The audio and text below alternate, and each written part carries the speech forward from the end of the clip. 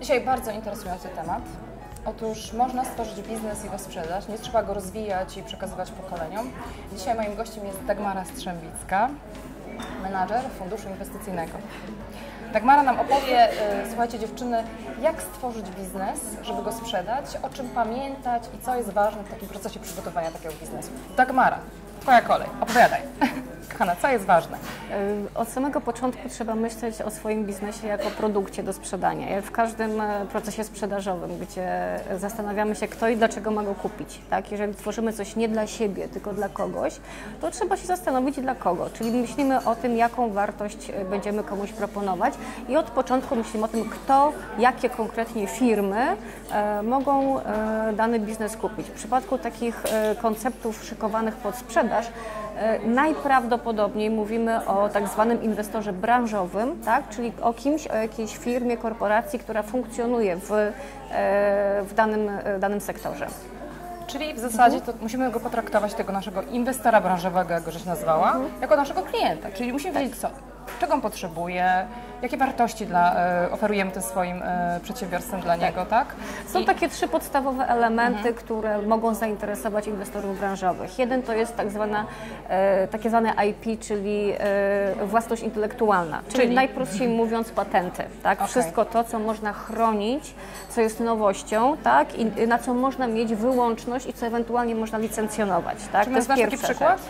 Tak, oczywiście. To są na przykład z branży kosmetycznej częste przykłady, kiedy naukowcy, chemicy, biotechnolodzy tworzą jakąś, nie wiem, czy substancję czynną, czy recepturę, tak, którą chronią patentem i budują na jej bazie biznes, markę, tak, a następnie sprzedają to większej firmie kosmetycznej, która to dalej albo odsprzedaje, albo chowa do szuflady, żeby nie konkurowało z jej produktami na przykład, co też się bardzo często zdarza. Czyli patent, ale jak nie mam tego patentu, to co ja takiego mogę stworzyć, żeby ktoś był zainteresowany moim przedsiębiorstwem? Inny przykład to jest uzupełnienie portfolio usług, produktów danego inwestora, tak? Czyli jeżeli ktoś sprzedaje na przykład usługi finansowe, jest bankiem, a od jakichś paru lat coraz popularniejszy jest tak zwany factoring dla małych przedsiębiorstw, czyli coś, co było zarezerwowane do tej pory dla dużych firm, czyli jakby wypłacanie pieniędzy w zamian za wystawione faktury, a później taka... Czyli to ryzyko branie na siebie, dokładnie tak? To powstają firmy, które tę usługę oferują małym i średnim przedsiębiorstwom. Później można iść do banku, który tego jeszcze nie oferuje, tak? Który kupi całą tę strukturę, łącznie z oprogramowaniem, z bazą klientów, z procesami logistycznymi, z całym know-how i po prostu włączy do swoich usług, tak? To jest taki przykład. Inna rzecz, która może zainteresować inwestora branżowego, to są na przykład lokalizacje. I tutaj najlepszym przykładem są sieci kawiarni, tak? Chociażby przykład z naszego rynku, to co się stało z Coffee Heaven, czyli poprzez akwizycję większa firma wchodzi na nowy rynek i zamiast szukać sobie 30 lokalizacji, kupuje już istniejącą. A co było ciekawe dla mnie, że taka fajna marka, oni wzięli, kupili, przebrandowili, zrobili Costa, tak? Kafe. Tak. I kurczę, ale też takie rzeczy się dzieją, więc trzeba o tym pamiętać, że ale dlaczego się dzieją? Tak samo było na przykład z marką Era, tak? Wszyscy w Polsce, czyli Telekomem, wszyscy się zastanawiali, dlaczego taka wartościowa marka znika.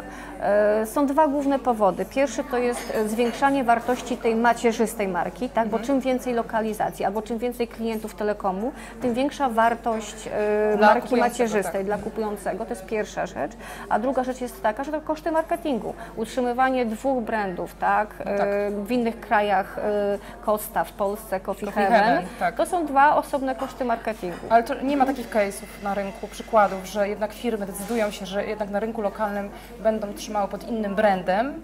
Tak. Są też takie przypadki, są takie case'y, ale one są najczęściej związane z jakąś lokalną specyfiką, czyli na przykład nazwą, która może źle funkcjonować na jakimś rynku, tak, i tak dalej. Ale odbiegamy od tematu trochę, tak?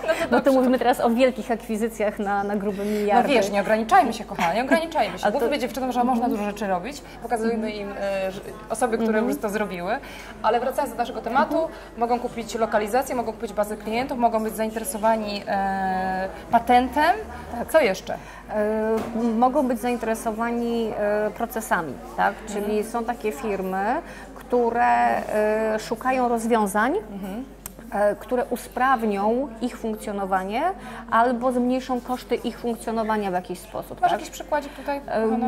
PKP Cargo na przykład jest taką firmą, która poszukuje takich rozwiązań na rynku, które zmniejszą koszty ich gigantycznej logistyki, ich wielkich projektów, tak? Więc szukają rozwiązań, nie wiem, czy software'owych, czy jakichś logistycznych, czy usługowych, które będą pomagały im obsługiwać swoich klientów taniej. Okej, no to czyli mamy koncept. O czym powinniśmy myśleć, w jaki sposób powinniśmy myśleć, kryjąc taki pomysł na biznes, który byśmy chciały potem sprzedać, ale powiedz mi, czy jest coś procesowo, co powinniśmy wiedzieć, jak się do tego przygotować, czy tą firmę się inaczej prowadzi, czy o czymś szczególnym powinniśmy pamiętać?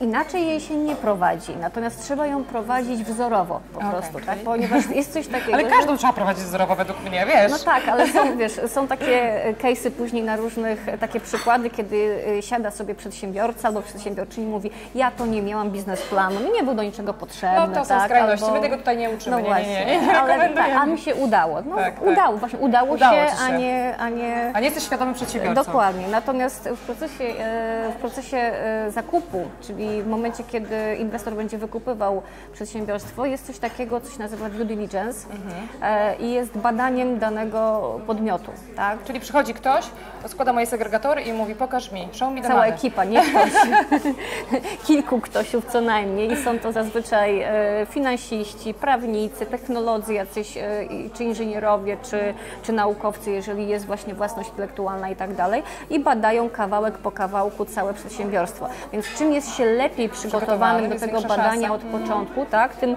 zwiększamy swoje szanse i skracamy czas i zwiększamy wycenę również, tak, ponieważ każdy problem, na przykład problemy prawne z własnością, jeżeli miało się wspólników, tak, jeżeli mamy niezałatwione tego rodzaju problemy, to one wydłużają czas albo w ogóle powodują, są tak zwanym deal breakerem, tak, czyli powodują, że nie dojdzie do transakcji, ponieważ jest jakaś niejasna sytuacja prawna. Więc od początku, od pierwszego dnia do momentu sprzedaży trzeba dbać o całe wnętrze firmy, tak, od strony prawnej, księgowej. Tak. No to trochę jest taki, myśląc o tym, bo jak my prowadzimy biznes, my pozyskujemy klienta, martwimy się o różne rzeczy, procesy, ludzi, rekrutację a nie myślimy o takich rzeczach. Ja coś wiem na ten temat, więc warto o tym pamiętać, to jest bardzo ważna rzecz, o której Ty mówisz. Co jeszcze? Czy możemy się jakoś w szczególny sposób przygotować, albo co powinniśmy jeszcze wiedzieć? Co powinniśmy jeszcze wiedzieć? No, myślę, że powinniśmy wejść w tę branżę. Tak, w tę branżę, to znaczy branżę inwestycyjną, ponieważ ważne jest, żebyśmy w momencie, kiedy zaczniemy rozmowy z jakimś inwestorem, byli dla niego partnerem biznesowym. Czyli nauczyć się czegoś, znaleźć odpowiednich partnerów, którzy nam pomogą? Uczyć się o tym, jak się wycenia przedsiębiorstwa, uczyć się również z takiego prostego języka. Tak, który chciałam wykluczyć w naszym wywiadzie, bo Dagmara mi zaczęła mówić jakimś słownictwem, co ja mówię, może ja i zrozumiem. Co to jest break-even point, co to jest due diligence, co to jest właśnie IP i tak dalej, żeby czuć się też swobodnie w rozmowie z takimi partnerami po drugiej stronie, ponieważ wszystko, co może nas osłabić, będzie później wykorzystywane w negocjacjach. Jeszcze jedno pytanie. Kiedy się idzie do takiego branżowego inwestora? Na początku, po 5 latach, na końcu? Zależy. Już jak chcemy wyjść z biznesu, kiedy? Jeżeli mamy patent, tak, to jak najwcześniej. Bo jesteśmy chronieni. Jesteśmy chronieni, to jest jakby jedna rzecz, a dwa, taki inwestor branżowy może nas od początku wspierać w rozwijaniu tego patentu, tak, a nie ma jakby ryzyka, że on nam go zabierze i rozwinie bez nas, tak.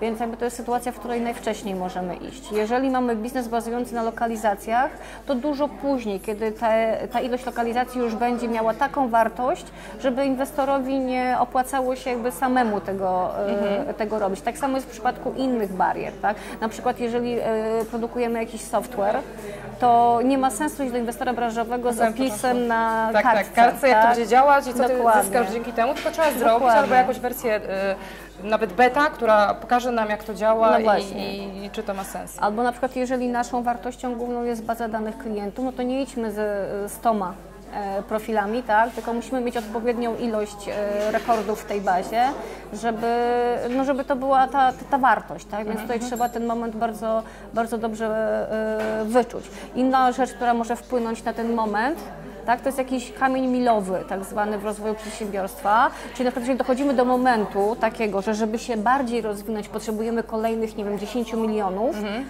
I musimy to sprzedać. To może wtedy jest to dobry moment, żeby iść do kogoś właśnie. Albo rynek też nam pewnie może pokazać, że słuchaj, albo jeszcze poczekaj, albo może to już jest ten moment, bo się zaczyna gęsto robić, bo ktoś inny może z tym pójdzie. To są pewnie różne czynniki, które musimy sprawdzać, jak planujemy. Dobrze mówię? To jest trochę jak gra, tak? To Gra o tron. trzeba wyczuć, w którym momencie zaatakować. Słuchajcie dziewczyny, atakujmy. Nie bójmy się nowych wyzwań, nie bójmy się nowych projektów. Rynek nam pokazuje, że kobiety już tam są. Dagmara mi też opowiadała taki fantastyczny przykład kobiety, która w Stanach, tak?